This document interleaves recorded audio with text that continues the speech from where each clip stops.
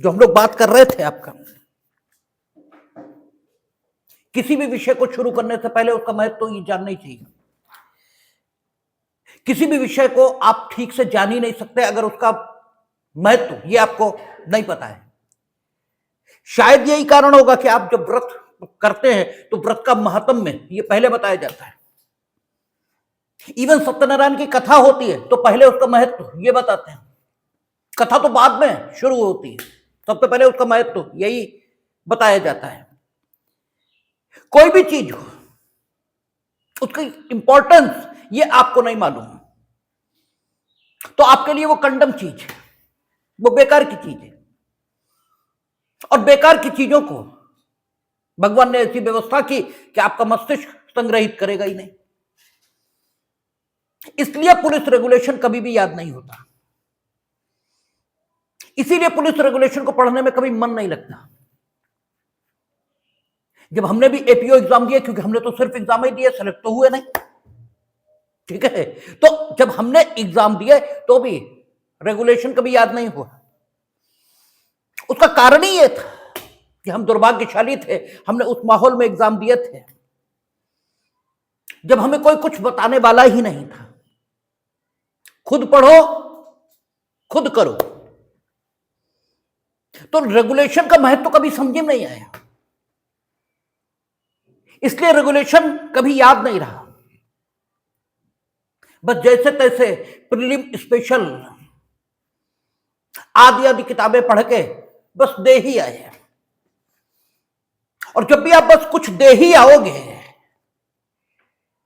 तो उसका परिणाम भी बस कुछ हो ही जाएगा, ठीक है। वो परिणाम होगा जो होना चाहिए, ये जरूरी नहीं है। आपने बस दे ही दिया और परिणाम भी बस हो ही गया, यही स्थिति रहती है। तो सबसे पहले इंपॉर्टेंस ये पता होनी चाहिए। और अगर आप जब पुलिस रेगुलेशन को पढ़ना शुरू करेंगे तो आपको दिखाई देगा कि पुलिस रेगुलेशन को जाने बिना आप दांडिक न्याय प्रशासन, इसके साथ न्याय नहीं कर सकते। आप दांडिक न्याय प्रशासन से बचाव पक्ष के अधिवक्ता के रूप में व्यवहार कर रहे हैं, या अभियोजक इसके रूप में व्यवहार कर रहे हैं, या न्यायाधीश इस रूप में आप बैठे। आप चीजों को ठीक से जान नहीं सकते और चीजों को ठीक से निर्णित नहीं कर सकते। अपनी भूमिका जो दांडिक न्याय प्रशासन में आपकी है उसका सम्यक निर्वहन ये आप कर पाए, ऐसा होगा नहीं।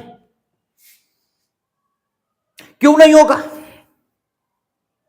इसलिए क्योंकि सीआरपीसी पुलिस के रोल के बारे में जो कुछ कहेगी दांडिक मामलों के संबंध में, यद्यपि यह ठीक है कि पुलिस रेगुलेशन का संबंध सिर्फ और सिर्फ सीआरपीसी से हो, ऐसा नहीं है।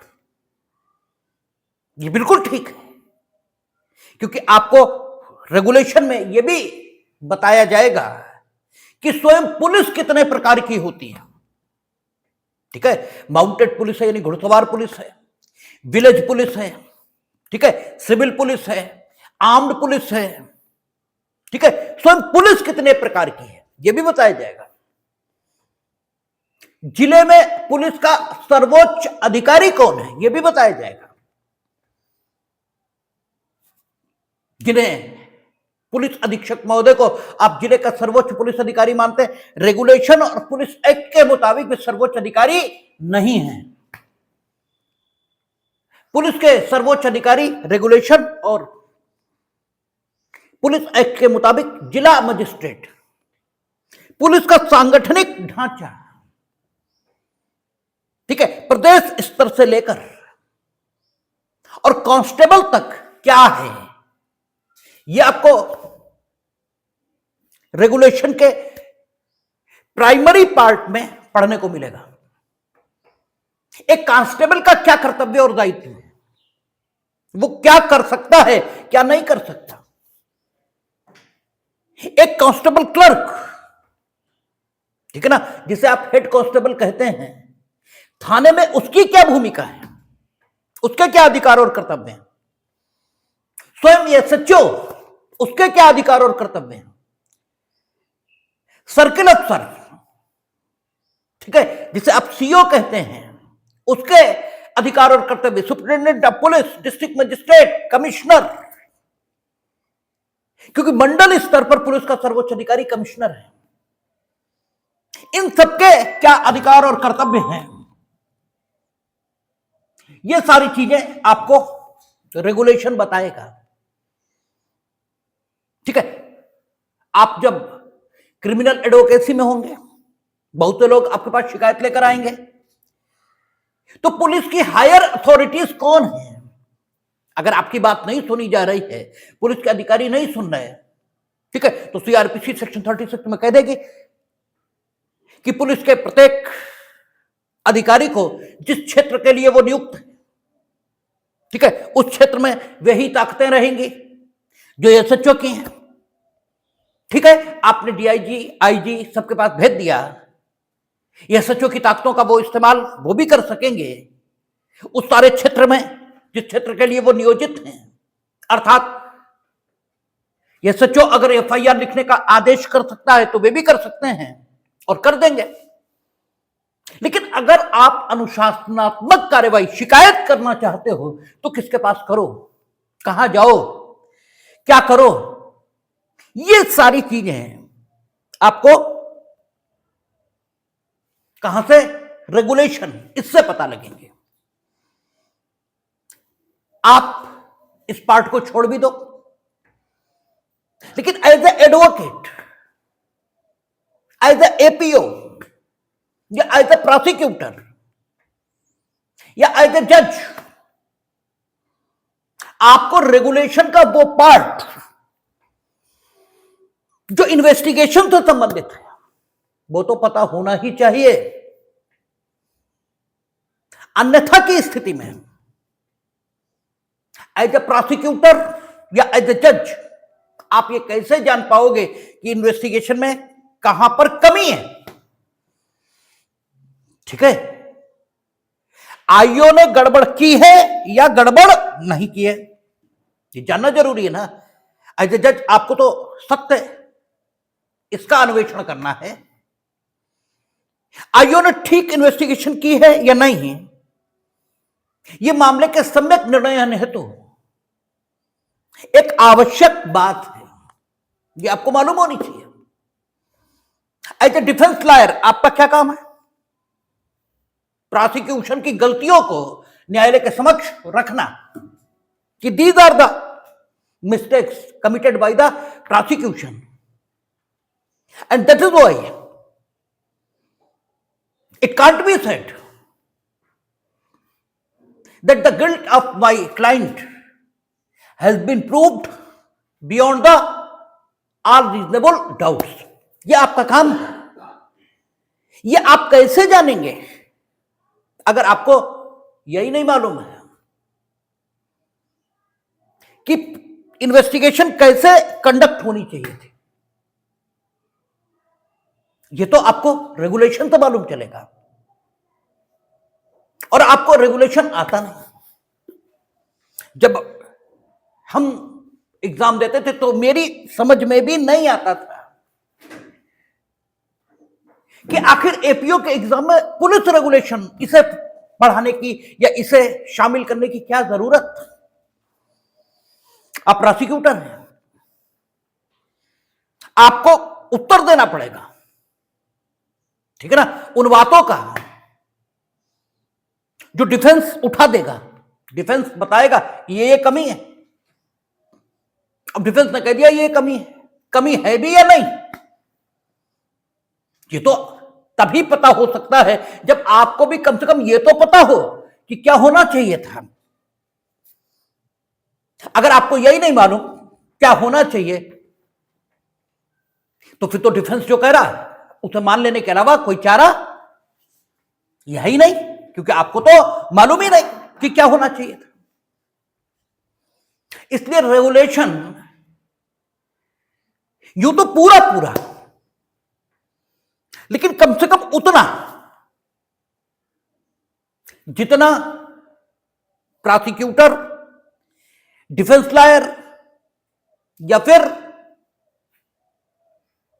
आपका एज अ सेशन न्यायाधीश या मजिस्ट्रेट आपकी भूमिका के सम्यक निर्वहन हेतु जाना जाना आपके द्वारा जरूरी है। कम से कम उतना तो आपको मालूम ही होना चाहिए, इतना तो होना ही चाहिए। तो जहां से आपके लिए रेगुलेशन को जानना अत्यधिक आवश्यक है, हम शुरुआत वहीं से कर रहे हैं, ठीक है ना। जहां से आपके लिए जानना बहुत जरूरी है, उससे पहले जो कुछ है वो बेकार नहीं है, लेकिन उससे पहले जो है वो पुलिस के प्रकारों से संबंधित है और पुलिस अधिकारियों की शक्ति से संबंधित है, ठीक है। कि पुलिस का सांगठनिक ढांचा ये कैसा है, पुलिस कितने प्रकार की होती है, और पुलिस के सांगठनिक ढांचे में जो अधिकारी गण हैं उन अधिकारी गणों की क्या शक्तियां हैं और क्या कर्तव्य हैं, इससे संबंधित है पैरा 96 तक, ठीक है। जो पैरा 96 है यानी विनियम 96 पुलिस रेगुलेशन का जो है, वहां तक पुलिस के प्रकार, पुलिस का सांगठनिक ढांचा और पुलिस की जो शक्तियां हैं, यानी पुलिस के जो अधिकारी हैं उनकी जो शक्तियां हैं उन्हीं के बारे में वर्णन किया गया है। 97 से वो बात शुरू होती है जो आपके काम की, और रेगुलेशन हम अभी आपसे चर्चा कर ही रहे थे। यदि आपको नहीं मालूम है तो ये निश्चित जानिए कि एज अ प्रोसिक्यूटर या एज ए डिफेंस लॉयर आप अपनी भूमिका का सम्यक निर्वहन नहीं कर सकते और एज ए जज भी नहीं कर सकते। एक सिचुएशन देखें, डिफेंस का आरोप है कि इंफॉर्मेंट थाने आया ही नहीं, इंफॉर्मेंट थाने नहीं आया क्योंकि एविडेंस में आ गया है जो इंफॉर्मेंट था वो साक्षी के तौर पर न्यायालय के समक्ष परीक्षित होगा, सीधी सी बात है। जो साक्षी न्यायालय के समक्ष आया वो इंफॉर्मेंट है और उसने अपने चीफ एग्जामिनेशन में यानी मुख्य परीक्षा में जब आपने उसे, ठीक है, क्वेश्चंस करके इंट्रोगेशन के माध्यम से, आप प्रोसिक्यूटर हैं, आपने इंट्रोगेशन के माध्यम से उससे पूछा कि तुमने सूचना कहां दी थी ये सचो को। उसने बताया कि लाल इमली चौराहे पर ये सचो साहब खड़े हुए थे, हमने वहीं सूचना दी थी। उसके बाद तुमने क्या किया, उसने हम घर चले गए। अब इंफॉर्मेंट तो थाने आया ही नहीं और एफआईआर लिखी हुई है। अब डिफेंस का कहना यह है कि झूठी है, कुछ नहीं है भाई। डिफेंस का कहना यह है एफआईआर है ही नहीं, क्योंकि ये सचो साहब तो कहां थे, लाल इमली चौराहे पे थे। इंफॉर्मेंट ने वही इंफॉर्मेशन दी, उसके बाद वो घर चला गया। नो डाउट 154 या 173 में यह लिखा है कि whenever the SHO will receive the cognizable, ठीक है, information in regard of the cognizable offense whether orally or written, ठीक है ना। लेकिन वहां यह भी लिखा है कि SHO उसे राइट डाउन करेगा या करवाएगा और डुप्लीकेट कॉपी उसे देगा, ठीक है। जो इंफॉर्मेंट, ये तो हुआ नहीं। और SHO साहब ने इसके बाद इन्वेस्टिगेशन शुरू कर दी, क्योंकि जो इंफॉर्मेशन थी वो ये थी कि अमुक जगह डकैती पड़ रही है, और एट वंस अगर प्लेस ऑफ अकरेंस पर जाया जाए तो डकैती के अपराध के अत्यधिक बेहतर साक्ष्य उपलब्ध हो सकते हैं। ये आप भी कल्पना कम से कम इतनी तो कर ही सकते हैं कि जब अपराध इन कंटिन्यूएशन है तो उसके संबंध में जितना बेहतर साक्ष्य उपलब्ध हो सकता है उतना बेहतर तब उपलब्ध नहीं होगा जब अपराध समाप्त हो जाएगा। तब सांप निकल गया और फिर लीक पीटना, फिर लीक पीटने से सांप के अस्तित्व के बारे में जितने अनुमान लगाए जा सकते हैं वो तो लगाइए, लेकिन बेहतर यह होगा कि सांप भी वहीं मिल जाए। लेकिन समस्या यह है कि एसएचओ साहब ने इन्वेस्टिगेशन इसीलिए शुरू कर दी। अब समस्या यह है कि डिफेंस कहता है कि इंफॉर्मेंट तो आया ही नहीं थाने, ये एफआईआर ये अस्तित्व में कैसे आ गई? एफआईआर तो नो डाउट वो इंफॉर्मेशन है जो एसएचओ को मिली, ठीक है, बट दैट वाज ओरल, और ओरल भी नोट की जा सकती थी। लेकिन ओरल नोट कैसे की जाएगी, इसकी प्रक्रिया क्या होगी, ठीक है ना? आखिर कैसे नोट की जाएगी ये होना चाहिए ना। और ओरल जो दी गई थी वो तो एसएचओ साहब को दी गई थी। एसएचओ साहब तुरंत प्लेस ऑफ अकरेंस पर पहुंच गए, उन्होंने सारी इन्वेस्टिगेशन कर ली। भाई सीआरपीसी प्रथम अपेक्षा क्या कर रही, 24 आवर इसी में इन्वेस्टिगेशन कंप्लीट करिए। मौके पर पहुंचे, सब कुछ मिल गया, वहीं 24 आवर में कंप्लीट हो गई, ठीक है। लेकिन अभी तक थाने नहीं आए एसएचओ साहब, अभी तक थाने नहीं आए,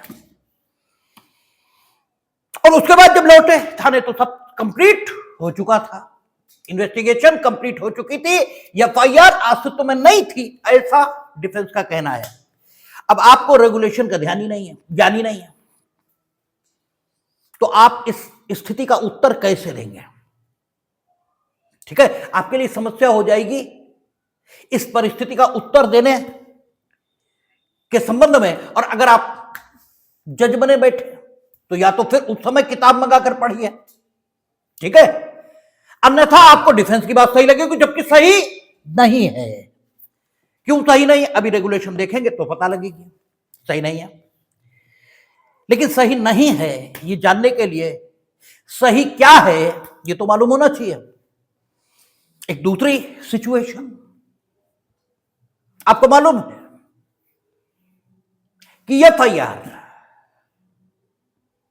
ये सबस्टेंटिव पीस ऑफ एविडेंस नहीं है,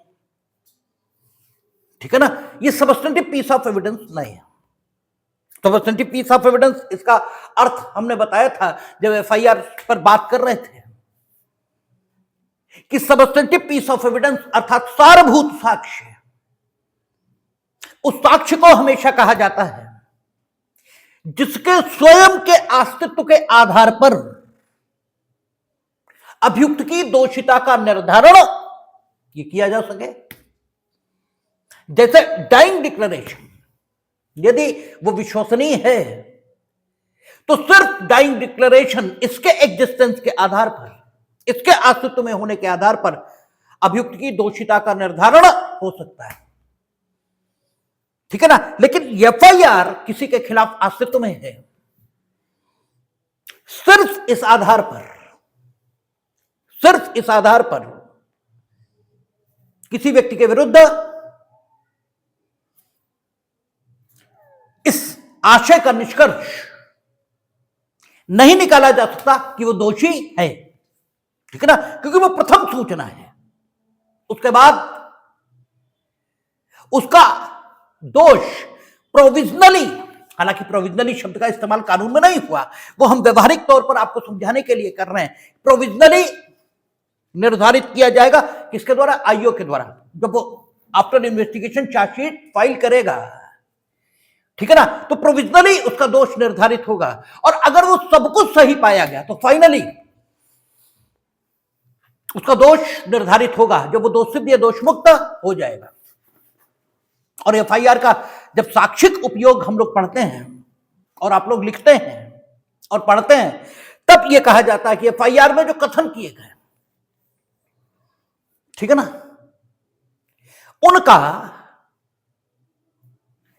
जब वो इंफॉर्मेंट जिसने एफआईआर लिखाई थी न्यायालय के समक्ष आएगा परीक्षित होने के लिए, तो एफआईआर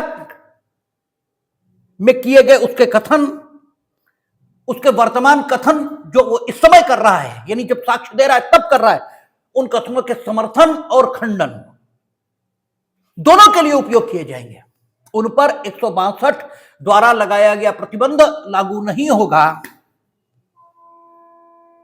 162 जो कि अब 182 हो गई होगी, 181, उसके द्वारा लगाया गया प्रतिबंध लागू नहीं होगा। क्यों नहीं होगा? क्योंकि 181 या 162 यह कहती है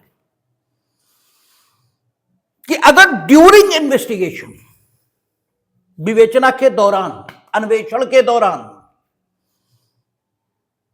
और पुलिस अधिकारी के द्वारा किसी का कोई कथन अभिलिखित किया गया है और जिसका वो कथन अब है वो न्यायालय के समक्ष साक्षी के रूप में परीक्षित होने आया है, तो उसके साक्षी के रूप में वर्तमान में जो कथन किए जा रहे हैं, इन कथनों के खंडन के लिए वे कथन जो पूर्व में अन्वेषण के दौरान और पुलिस अधिकारी के द्वारा अभिलिखित किए गए थे, उनके खंडन के लिए, इसके वर्तमान के कथनों के खंडन के लिए उपयोग किए जाएंगे। लेकिन प्रतिबंध क्या है? प्रतिबंध यह है कि अन्वेषण के दौरान होना चाहिए और पुलिस अधिकारी के द्वारा कथन अभिलिखित किया जाना चाहिए, तभी यह प्रतिबंध लागू होगा। अगर इनमें से एक बात की भी कमी है तो खंडन ही नहीं बल्कि समर्थन के लिए भी, यानी अभियोजन भी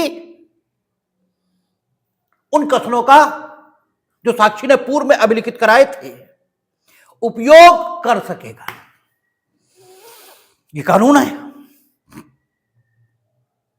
अब एफआईआर एक विशेष प्रकार का डॉक्यूमेंट है जो लिखा पुलिस अधिकारी के द्वारा गया है, और एफआईआर में कथन होते हैं किसके? इंफॉर्मेंट के, कि अमुक ने अपराध किया है, अमुक ने ये किया है, अमुक ने वो किया है।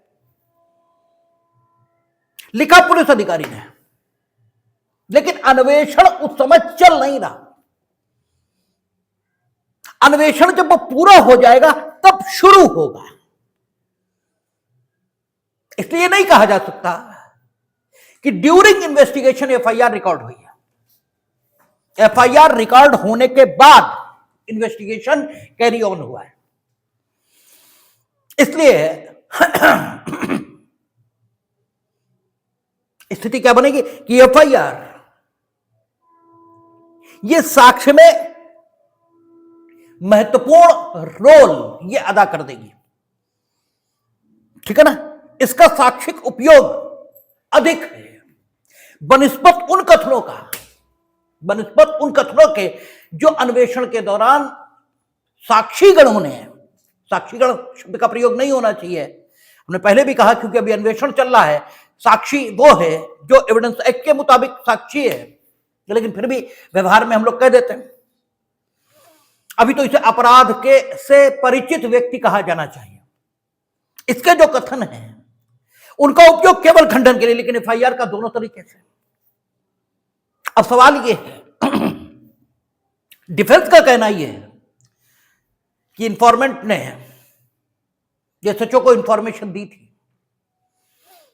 और उसके बाद घर चला गया था। एफआईआर तो थी नहीं, ठीक है। जब एफआईआर थी ही नहीं तो इन्वेस्टिगेशन कैसे हो गया? और मान लीजिए उसी इंफॉर्मेशन से जो एसएचओ को दी गई, आपने इंफॉर्मेंट के साक्ष्य का संपोषण भी किया, ठीक है ना, क्योंकि एफआईआर का उपयोग साक्षी के संपोषण के लिए भी हो सकता है और उसके खंडन के लिए भी हो सकता है। यही भिन्नता है एफआईआर में किए गए कथनों की उन कथनों से जो ड्यूरिंग इन्वेस्टिगेशन अंतर्गत धारा 161 सीआरपीसी या वर्तमान में अंतर्गत धारा 181 नहीं 180 सीआरपीसी किए जाएंगे। यही दोनों का फर्क है। एज ए अभियोजक आपने क्या किया है, उस इंफॉर्मेशन से जो एसएचओ को दी गई थी, इस साक्षी के साक्ष्य को संपोषित भी करा दिया है। और डिफेंस का कहना यह है एफआईआर ही नहीं थी, जो संपोषण कैसे हो गया। ठीक है, यह भी गलत नहीं होना चाहिए था। अब एज ए जज आपको एविडेंस की एडमिसिबिलिटी, ठीक है, वो ग्राह्य है अग्राह्य है, यह भी निर्धारित करना है। और साथ ही साथ यह भी निर्धारित करना है कि यदि ग्राह्य है तो उसका साक्षिक मूल्य क्या है, उसकी एविडेंटरी वैल्यू क्या है। क्योंकि साक्ष्य का ग्राह्य होना एक अलग बात है और साक्ष्य का मूल्य, उसकी एविडेंटरी वैल्यू, ये बिल्कुल डिफरेंट बात है। जैसे अभियुक्त की संस्वीकृति है, ठीक है, को अक्यूज का कन्फेशन, तो सेक्शन 30 है एविडेंस एक्ट में। अब तो बदल गया होगा, एक दो कम या एक दो ज्यादा हो गया होगा।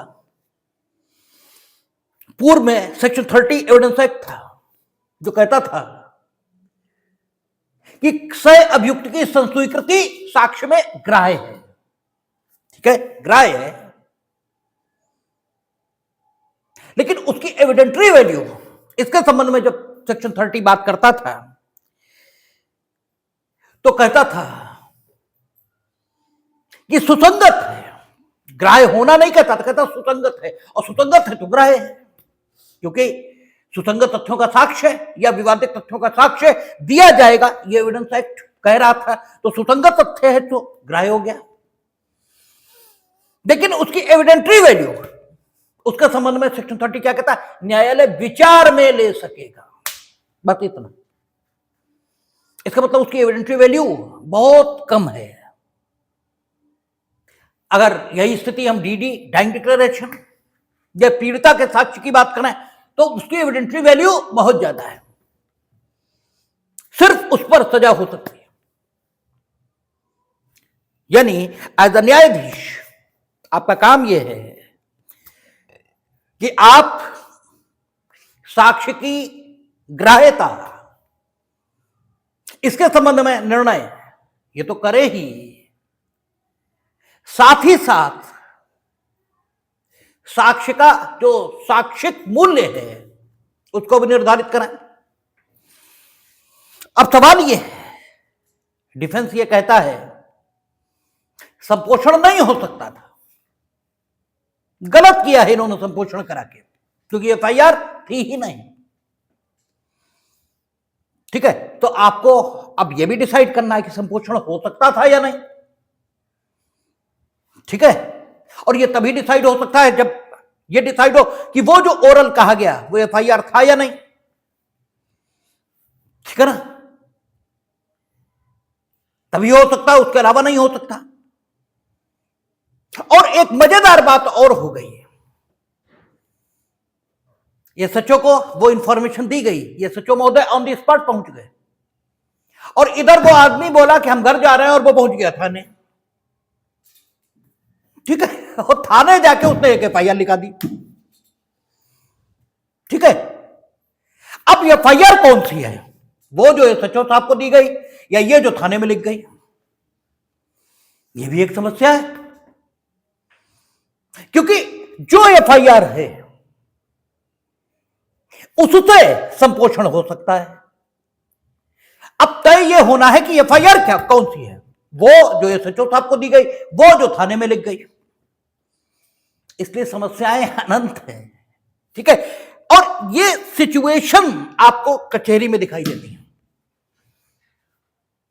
वहां इस प्रकार की सिचुएशंस लगातार आती हैं, और जो वहां आप देखते हैं तो आपको चीजों का यानी कानूनी प्रावधानों का व्यवहारिक महत्व तो समझ में आता है, और उनमें जो कुछ लिखा है उसके बारे में आपकी श्रद्धा, आपका विश्वास,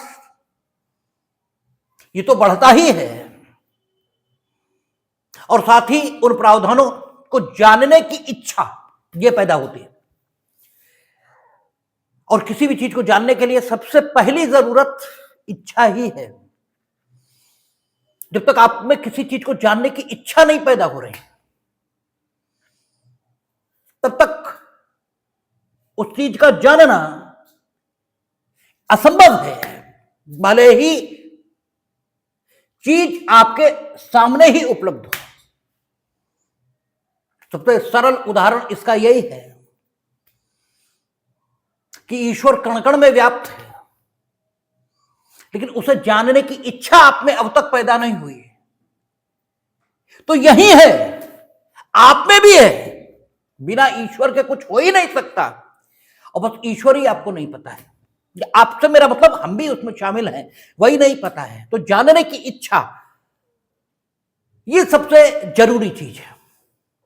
और जानने की इच्छा तब पैदा होगी जब उसका महत्व पता लगे।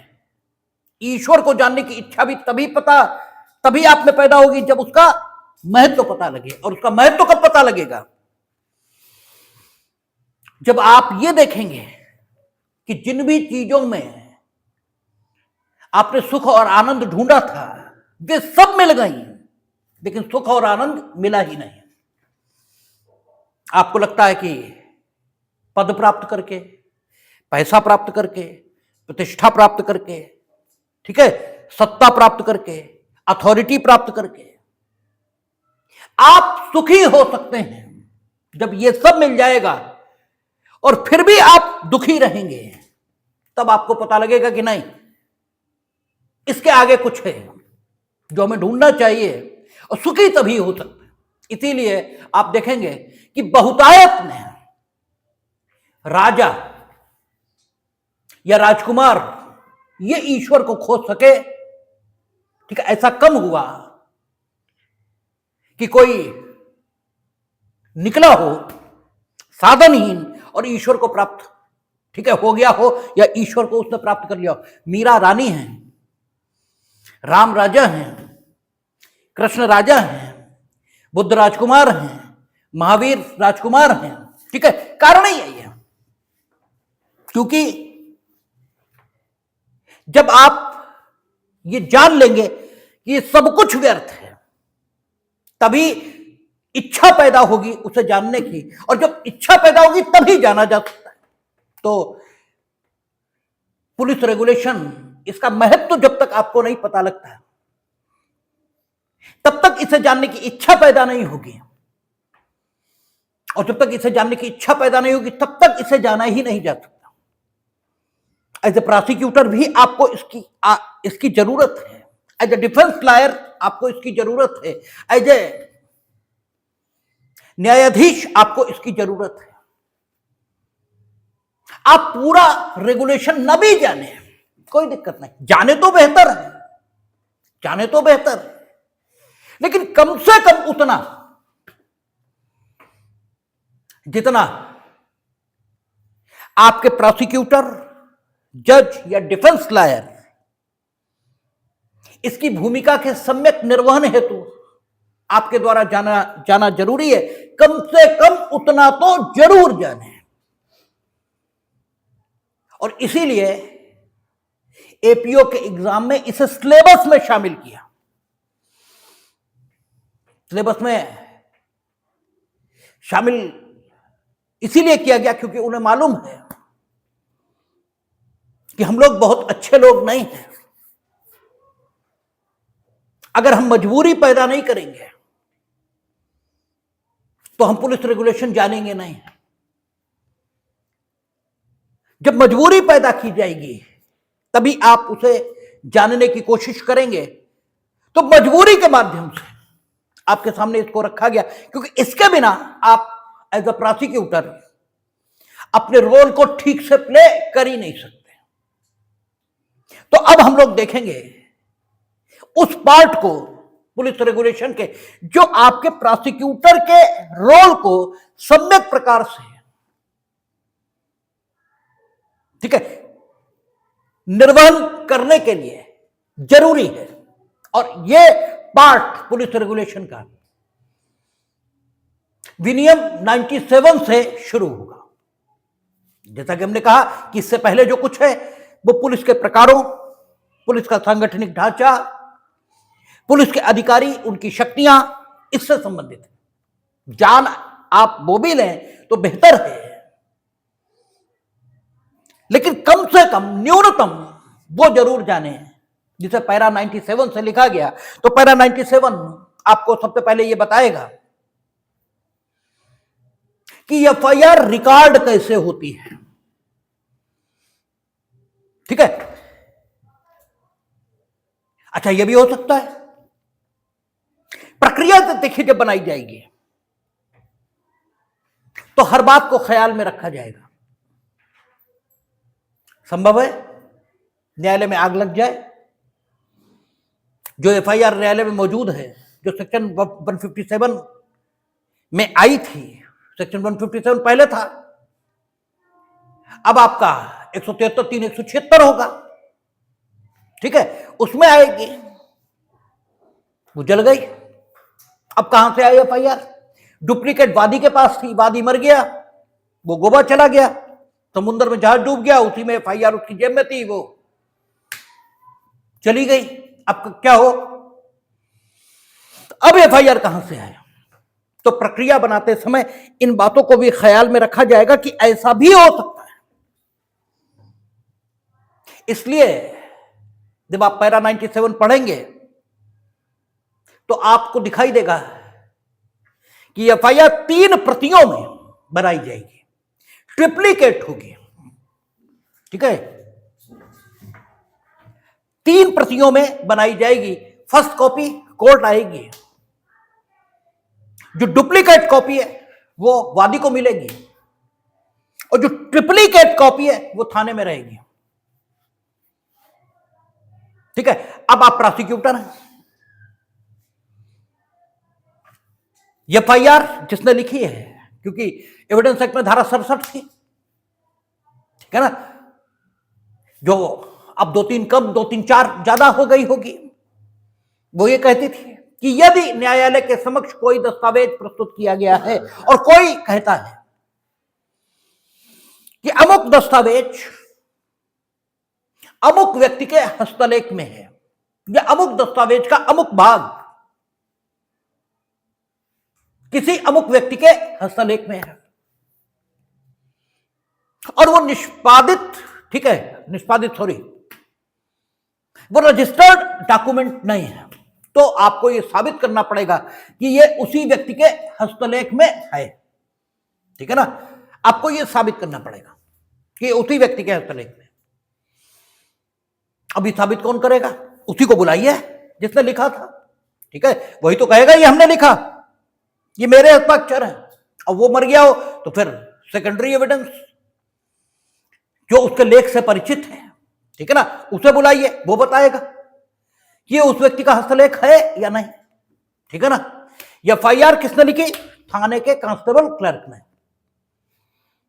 ठीक है, प्रोसिक्यूशन का कहना यह है कि ये थाने के कांस्टेबल क्लर्क ने लिखी है, तो कांस्टेबल क्लर्क बुलाया जाएगा ना। आपने उससे ये पूछा कितनी कॉपी बनाई थी, ठीक है, अब वो 2 कह रहा है, आप कैसे जानेंगे गलत कह रहा है अगर आपको रेगुलेशन नहीं मालूम है? ठीक है, आपको मालूम होना चाहिए कि टोटल कितनी कॉपीज बनी थी, उसमें से कौन सी किसे दी जानी थी। और ये आप 173 या 154 पढ़ेंगे तो वहां तो सिर्फ इतना ही लिखा है कि राज्य सरकार थानों में एक रजिस्टर रखवाएगी, जिस रजिस्टर में जो प्रथम सूचना प्राप्त हुई है अपराध के संबंध में, वो एसएचओ लिखवाएगा। ठीक है, अब जो सूचना प्राप्त हुई वो आधी अधूरी है, तो क्या एसएचओ कोई सवाल उस इंफॉर्मेंट से कर सकता है या नहीं कर सकता? ये भी तो है ना। उसने बताया कि आज फलाने ने हमें मारा। अब उसने टाइम तो नहीं बताया, कहां पर मारा यह भी नहीं बताया, किन हथियारों से मारा यह भी नहीं बताया। तो इसके संबंध में क्या एसएचओ इंक्वायरी कर सकता है? एफआईआर नहीं लिखी अभी तो वो बता रहा है, या लिखित एप्लीकेशन उसने दी है। अब क्या एसएचओ उससे सवाल कर सकता है इस संबंध में, किसने मारा, कहां मारा, ठीक है, कहां चोट लगी थी तुम्हें, क्या हुआ, पूछ सकता है या नहीं पूछ सकता? एक सवाल यह पैदा होता है। ठीक, एसएचओ इस एफआईआर को जिस रजिस्टर में लिखेगा, उस रजिस्टर का नाम क्या है? ठीक है, उसका कोई नाम भी तो होगा। एफआईआर का रजिस्टर, चलो हम ऐसे ही मान लेते हैं, अरे एफआईआर का ही रजिस्टर हो, लेकिन नाम तो होगा। उसे क्या कहते हैं यह आपको मालूम होना चाहिए। अच्छा, थाने में जितनी गतिविधियां होंगी वो सब थाने की जनरल डायरी में लिखी जाएंगी। तो क्या एफआईआर का दर्ज होना जनरल डायरी में लिखा जाएगा या नहीं? पहले जनरल डायरी में लिखा जाएगा, बाद में एफआईआर लिखी जाएगी, या पहले एफआईआर लिखी जाएगी बाद में जनरल डायरी में लिखा जाएगा? ये सब बातें भी आपको जाननी जरूरी है। ये बातें आपका जो पैरा 97 है इसमें लिखी है, इसलिए आपको पुलिस रेगुलेशन जानना जरूरी है। पुलिस मूर्ख होती है, ठीक है ना, बाबी इसे कोई नहीं पढ़ता, और इसीलिए वहां गड़बड़ें भी होती हैं। इसमें अभी हम लोग देखेंगे, लिखा है कि एफआईआर लिखने के बाद एट वंस थाने की जीडी में एंट्री की जाएगी, उसके बाद, ठीक है ना, एट वंस ये लिखा है। अब आप कभी देखेंगे एफआईआर वो जीडी वहां कोर्ट में आती है, रोज ही आती है, तो वहां वो क्या होगा, एफआईआर लिखने का समय 5:24 और जीडी लिखने का समय 5:24, ठीक है, एट वंस लिखा है, तो दोनों वो 5:24 ही पे उन्होंने कर दी। अब उनसे पूछो भैया तुम्हें कम से कम 1 मिनट तो लगा ही होगा एफआईआर लिखने में, तो 5:25 पे जीडी होनी चाहिए, लेकिन नहीं, 5:24 यही होगा। और जो होशियार क्रिमिनल के वकील हैं वे पूछते हैं कि हाँ भाई, सबसे पहले तो यही पूछेंगे कि तुमने जीडी पहले लिखी थी या एफआईआर, पहली चीज तो यही पूछेंगे। अब अगर वो उल्लू शिरोमणि है, तो रेगुलेशन तो उन्हें देखा ही नहीं होता, कहते जीडी लिखी थी पहले, जीडी लिखी नहीं जा सकती पहले, ठीक है।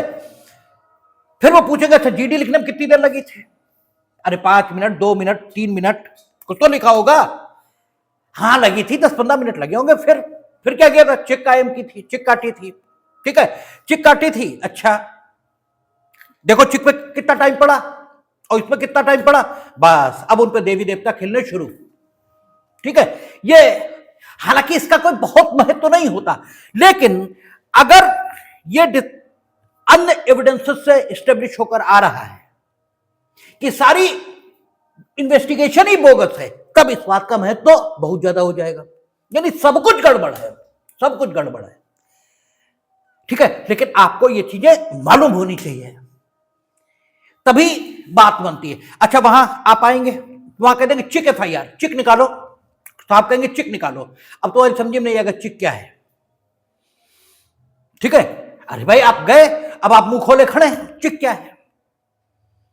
अगर आपने रेगुलेशन पढ़ा है तो आपको एक एक चीज क्लियर होती है, एक एक चीज, इसलिए बेहद इंपॉर्टेंट चीज है if you want to be a prosecutor, ठीक है, तो आपको यह मालूम ही होना चाहिए।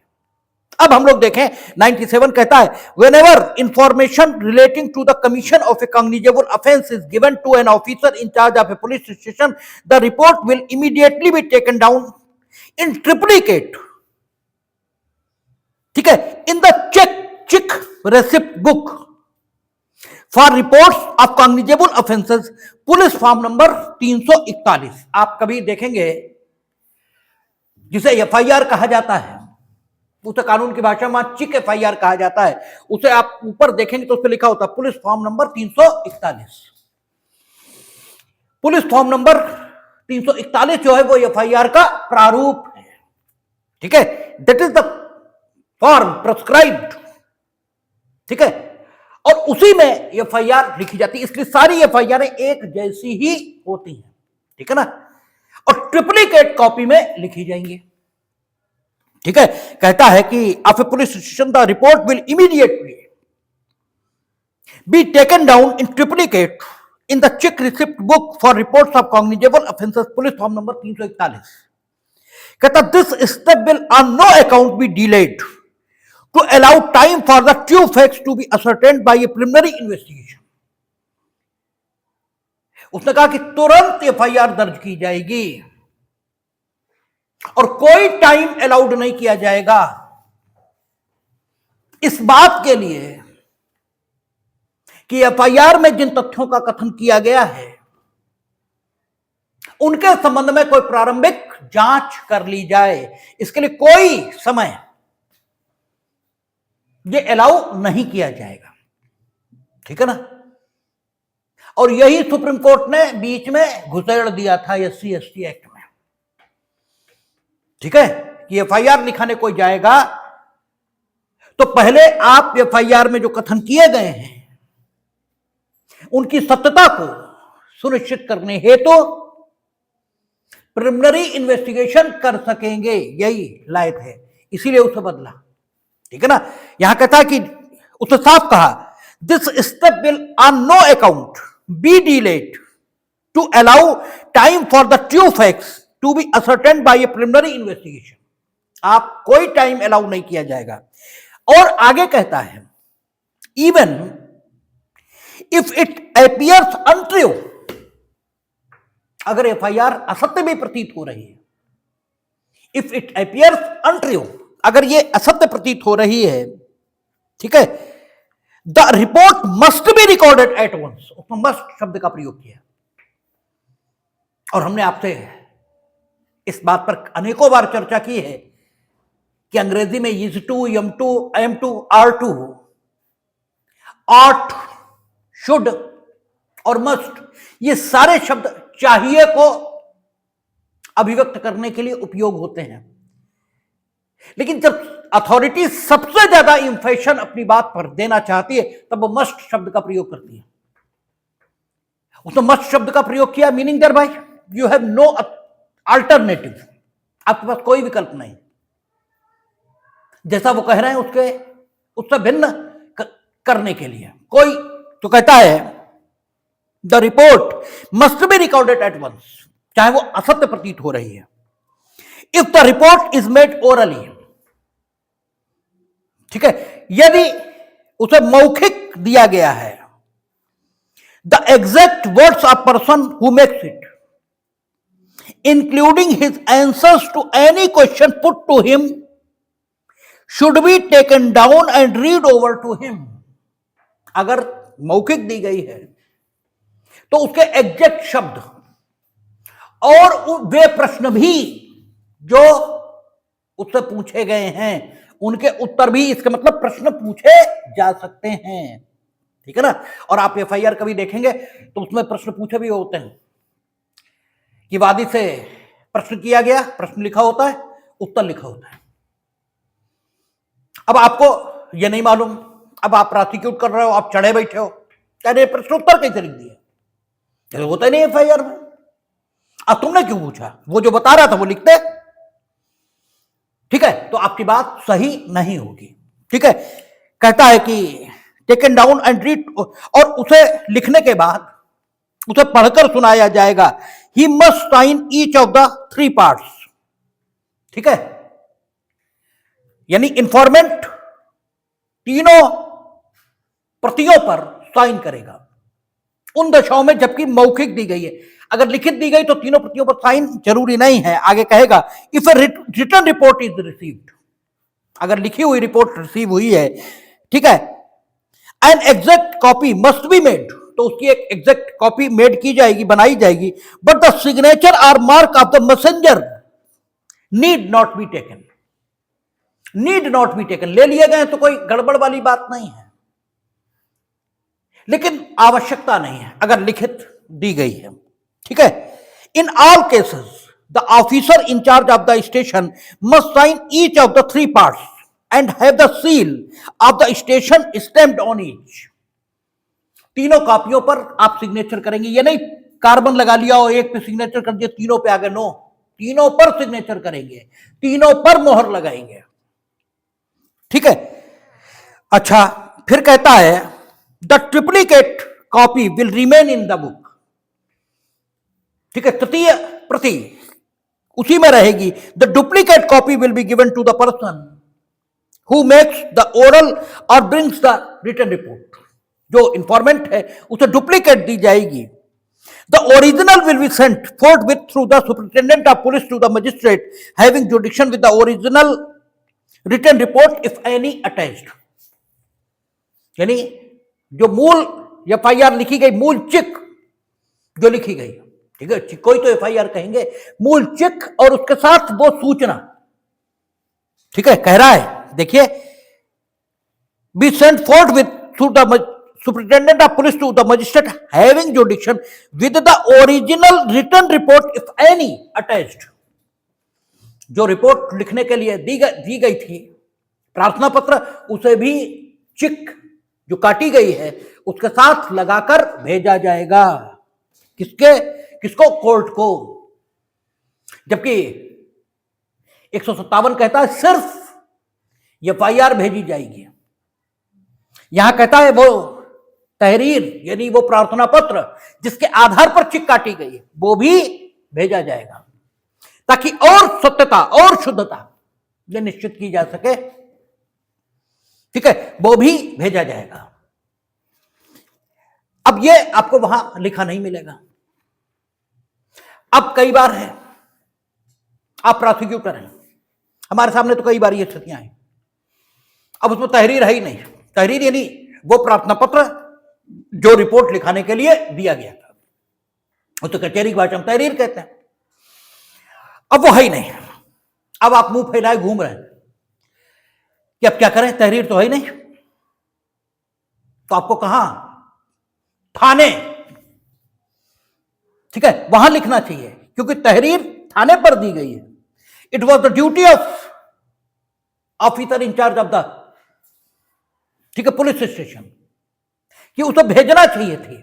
तो अब दो ही जगह, या तो सुप्रिंटेंडेंट ऑफ पुलिस क्या पड़ी है वो भेजी उसने, वहां पड़ी है, या थाने में है, वहीं दो जगह ढूंढेगी, मिल जाएगी।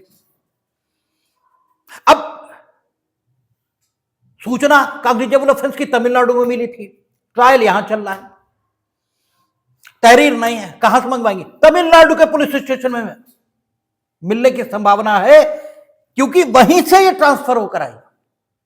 ठीक है ना? तो आपको अगर ये चीजें नहीं मालूम है तो आप प्रॉपरली कैसे कंडक्ट करेंगे? ठीक है, इसलिए पुलिस रेगुलेशन जहां बताया जाता है, कहता the practice of delaying first information reports until they can be sent to headquarters attached to special और general diaries is contrary to the provisions of criminal procedure code and is prohibited. वो कह रहा है कि case diary, ठीक है, उसके यानी जो 172 में केस डायरी 172 सीआरपीसी में तैयार होगी, वो भी सुप्रिंटेंडेंट ऑफ पुलिस को भेजी जाएगी। जनरल डायरीज जीडी जब कंप्लीट हो जाती है तो थाने पर रखी होती है, जिसमें थाने के दैनंदिन कामकाज का विवरण ये दर्ज होता है, वो भी पुलिस के अधीक्षक को भेज दी जाती है भर जाने पे। तो आप ये नहीं करेंगे कि एफआईआर वहीं रोक के रखे कि सब कुछ एक ही साथ भेज देंगे। तो कह रहा है कि चूंकि क्रिमिनल प्रोसीजर कोड के प्रोविजंस के खिलाफ है, इसलिए इमीडिएट भेजी जाएगी। ये बिल्कुल नहीं होगा कि आप वो इंतजार करें। ठीक है, कहता if there is an assistant or deputy superintendent in charge of the sub division and station at a place other than the headquarters of the district, the original should be sent through him to the magistrate. ये आप लोगों ने वहां भी पढ़ा था, हमारे ख्याल से 158 था। ठीक है, कि अगर कोई पुलिस का अधिकारी नियुक्त है तो उसके माध्यम से भेजी जाएगी। तो वो वही बात कह रहा है कि अगर assistant deputy superintendent of police हैं और हेडक्वार्टर से कहीं और बैठे हुए हैं तो उनके माध्यम से भी भेजी जाएंगी। ठीक है, ये सामान्य बात। उसके बाद 98 कहता है, it is essential that all reports and entries in register and diaries should be written clearly and legibly. आप साफ साफ लिखेंगे सारे रजिस्टर और सारी डायरीज। क्यों? क्योंकि इन डायरीज को और इन रजिस्टर्स को न्यायालय में प्रूव करने की जरूरत पड़ जाती है कई बार। आप कहते हैं 20 मोटरसाइकिलें बरामद हुई थी, प्रोसिक्यूशन कहता है, वो डिफेंस कहता है कि नहीं 20 बरामद ही नहीं हुई, तो थाने में एक प्रॉपर्टी का रजिस्टर होता है, वो भी लिखा है रेगुलेशन में। उस प्रॉपर्टी रजिस्टर में जैसे ही कुछ भी बरामद होगा दर्ज किया जाएगा। तो न्यायालय कह सकता है जरा प्रॉपर्टी रजिस्टर लाओ। आप कहते हैं 20 बरामद हुई, तो 20 दर्ज हुई होंगी प्रॉपर्टी रजिस्टर में, ये कहते नहीं बरामद हुई। अब तुमने प्रॉपर्टी रजिस्टर चीट एक टांगे उसमें बना रखी है, ठीक है, कि तुम पढ़ो, खुद पढ़ो या खुदा पढ़े, तीसरा पढ़ ही नहीं सकता।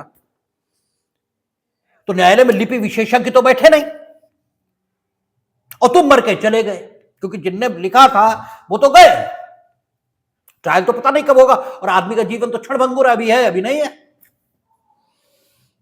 तो कैसे हो? इसलिए पैरा अपने में कह रहा है कि इट इज एसेंशियल, आवश्यक है ये, that all reports and entries in register and diary should be written clearly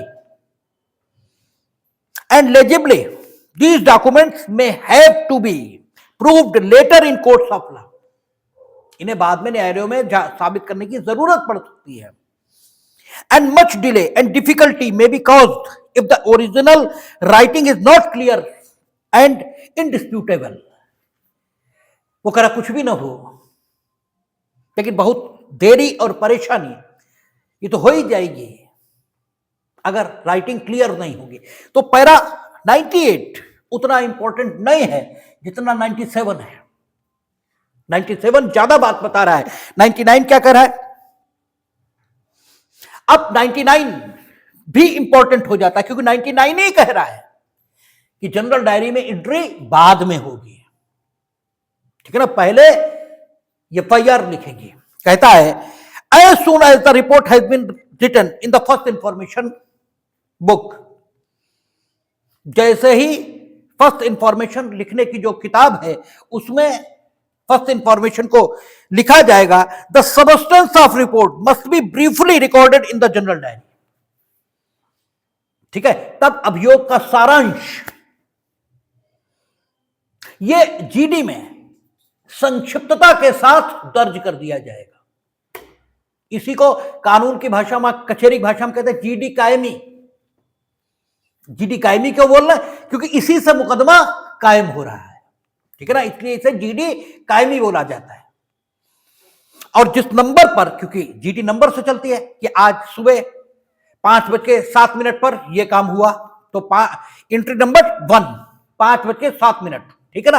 हालांकि जीडी का पेज तो बदलेगा रात में 12 बजे, अगला दिन आएगा ना 12 बजे, तो 00 पे एक नंबर ये काम हुआ, फिर एक आपका 0.1 मिनट, जैसे जैसे काम होते जाएंगे वैसे वैसे उसमें लिखा जाता है, ठीक है ना। तो जीडी नंबर होता है, ठीक है, समय लिखा होता है और सारांश लिखा होता है। और जीडी कायमी इसे भी हम लोग प्रूव करते हैं, क्योंकि वो भी हस्ताक्षर और लेख इसमें तो है ही, और दस्तावेज है किससे? अभियोग से संबंधित, ठीक है, अभियोग से संबंधित। उसी से इन्वेस्टिगेशन प्रारंभ हुई थी। जब वो दर्ज हो गई, एफआईआर हो गई, तभी तो इन्वेस्टिगेशन शुरू हुई। तो एफआईआर दर्ज हुई थी, ये हमें साबित करना पड़ेगा। एफआईआर दर्ज किससे हुई? जीडी कायमी से और चिक एफआईआर से। ये दोनों किसने तैयार की? थाने के कांस्टेबल क्लर्क ने। वो जब आएगा, ठीक है, तो हम लोग दिखाते हैं कि जीडी कायमी इतने इतने नंबर पर, जीडी नंबर इतने पर, इतने समय पर, मूल के साथ कार्बन लगाकर एक ही प्रक्रिया में मेरे द्वारा तैयार की गई थी, ठीक है, ऐसे करके उसे साबित कराते हैं, ठीक है। तो कहता है as soon as the report has been written in the first information book the substance of the report must be briefly recorded in the general diary, ठीक है, उसका सारांश किसका, अभियोग का, जीडी में अंकित किया जाएगा। The increase in the first information report and the general diary must be made at once, ठीक है, उन्होंने कहा कि जो रिपोर्ट लिखी जाएगी और जो जनरल डायरी में एंट्री की जाएगी ये तुरंत की जाएगी, बस इतना लिखा। तो वहां वो तुरंत का मतलब यही लिख देते हैं कि 5/24 पे ही हमने रिपोर्ट लिखी और 5/24 पे ही हमने जीडी कायमी ये लिख दी, जबकि ये नहीं है, लेकिन अब है, उन्हें भी कौन पढ़ा रहा और वो भी कौन सा पढ़ा रहा है, ठीक है। अच्छा, even if the report is received at night, वो कह रहा है कि अगर रात में रिपोर्ट मिली है, ठीक है, अगर आप विलेज पुलिस को पढ़ेंगे, विलेज पुलिस चौकीदार है, ठीक है, विलेज पुलिस में सिर्फ चौकीदार है, चौकीदार के पास 3 रजिस्टर होंगे, उनमें से क्राइम रजिस्टर कहलाता है, ठीक है, और एक आपका प्रॉपर्टी रजिस्टर ये कहलाता है, और एक क्राइम नोटबुक कहलाती है, 3 उसके पास रहते हैं। विशेष प्रकार के अपराध इन तीनों रजिस्टर्स में इंटर किए जाएंगे, ठीक है ना, ये भी लिखा है पीछे, जो विलेज पुलिस से संबंधित पैराज हैं उनमें ये लिखा हुआ है, ठीक है। तो यहां कह रहा है कि even if the report is received at night, the village crime notebook, crime register and the register of property should be written up within 24 hours if the report entails the making of entries in these register। वो कहता है अगर रात में भी report लिखाई गई है और रिपोर्ट में कुछ ऐसा है जो विलेज यानी ग्राम चौकीदार यानी जो ग्राम पुलिस है उसका प्रॉपर्टी रजिस्टर, उसके क्राइम नोटबुक, उसके क्राइम रजिस्टर में दर्ज होना चाहिए, तो एटलीस्ट 24 आवर में ये सारी प्रक्रिया भी पूरी कर ली जाएगी। और एज ए डिफेंस लॉयर अगर आपको ये नहीं मालूम है तो आप कैसे ये मतलब इन चीजों का लाभ ले पाओगे, आपको पता तो होना चाहिए, ठीक है। आपका कहना है कि एफआईआर बहुत लेट सोच समझ कर लिखी गई, ठीक है, क्योंकि झूठ लिखाई गई, अगर सही होती तो तुरंत लिखा देते, लेकिन सोचना समझना था किसे फंसाएं। इनफैक्ट तो ये गिरे और इनकी टांग टूट गई, इनफैक्ट तो इन्हें शराब पी और शराब पी के नाले में गिरे और इनका मुंह टूट गया, हम तो दुश्मनी थी रपट हम पे लिखा दिया, आपका ये कहना है, ठीक है। और इसीलिए एफआईआर देर से लिखी गई, आपका ये कहना है। तो देर से लिखी गई ये कैसे प्रूव करेंगे आप, ठीक है, ये तो प्रूव करना पड़ेगा कि कैसे देर से लिखी गई। आपने इन्फॉर्मेंट से पूछा एफआईआर लिखाने कब गए थे, उसने बताया इतने समय गए थे। कितनी देर लगी थी एफआईआर लिखने में, उसने बताया इतने समय लगा, इतना समय लगा था। और एफआईआर जो चिक रखी है आपके सामने वो उस इंफॉर्मेंट के द्वारा बताए गए समय से 3 घंटे बाद की है, ठीक है। और जो आया है लिखने वाला वो कहता है नहीं हमारे पास तो चिल्लाई इसी समय थे, ठीक है ना। आपने क्राइम रजिस्टर, क्राइम नोटबुक, ये सारी चीजें मंगवाई, उसमें कुछ और कहानी निकल के आ रही है, ठीक है। तो कुल मिलाकर यह तय हो रहा है कि एफआईआर कम से कम बताए गए समय पर नहीं लिखाई गई, ठीक है। और आपका काम एज ए डिफेंस लॉयर संदेह खड़ा, अगर आप संदेह भी खड़ा कर ले गए तो भी आपका काम हो गया, क्योंकि beyond the all reasonable doubts सारी चीजें होनी चाहिए, इसलिए आपको ये रेगुलेशन आना चाहिए, ठीक है ना, आपको मालूम होना चाहिए। अब वो समस्या आ रही जिसका जिक्र हमने शुरुआत में किया। If an officer in charge of a station receives an oral report, ठीक है, oral report of a cognizable offence when he is away from the station house, जिस समय वो अपने थाने पर नहीं है, ठीक है, and wishes to begin the investigation at once, और उसकी इच्छा यह है कि तुरंत शुरू की जाए, विवेचना या अन्वेषण, ठीक है। And can not dispense with the attendance of the person who made the report, ठीक है, जिसने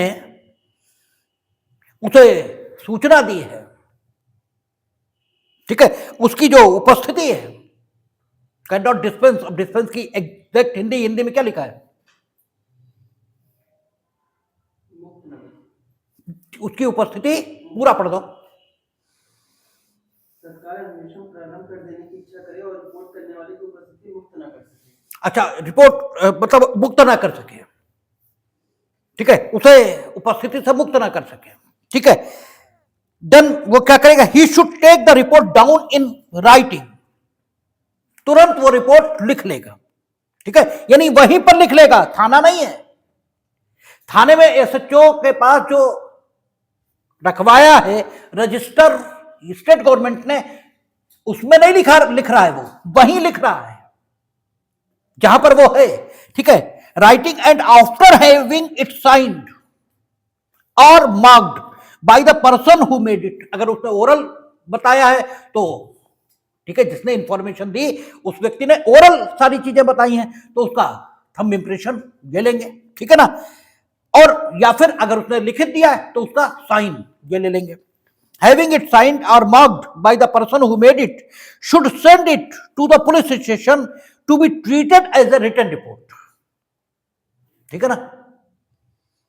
तुरंत उसे थाने भेज देगा, उस जो वो लिखा है उसने वहां, ठीक है, उसे थाने भेज देगा और उसे रिटर्न रिपोर्ट माना जाएगा, ठीक है, उसे रिटर्न रिपोर्ट माना जाएगा और इन्वेस्टिगेशन वहां कैरी ऑन हो जाएगी। तो आप देखें कि यहां आपको यह बताया जा रहा है कि एफआईआर कैसे लिखी जाए, क्या हो। अब जैसे 157 है, वहां उसने कहा था कि कुछ मामलों में एसएचओ इन्वेस्टिगेशन न करने का निर्णय ले सकता है, ठीक है ना। और यदि वो इन्वेस्टिगेशन न करने का निर्णय लेता है तो उसकी सूचना इन्फॉर्मेंट को देगा। इन्फॉर्मेंट को कैसे देगा सूचना, ये वहां नहीं लिखा है। और किन अपराधों के बारे में वो इन्वेस्टिगेशन न करने का निर्णय ले सकता है, ये भी वहां नहीं लिखा है। ये पैरा 101 में लिखा है, इसलिए रेगुलेशन जरूरी है। तो आज हमने सिर्फ इंपॉर्टेंस और उसका एक ब्रीफ आपको बताया। कल से इसे प्रॉपर वे में शुरू करेंगे और देखेंगे, कल हम कोशिश करेंगे कि इन्वेस्टिगेशन से संबंधित पार्ट हम खत्म कर लें।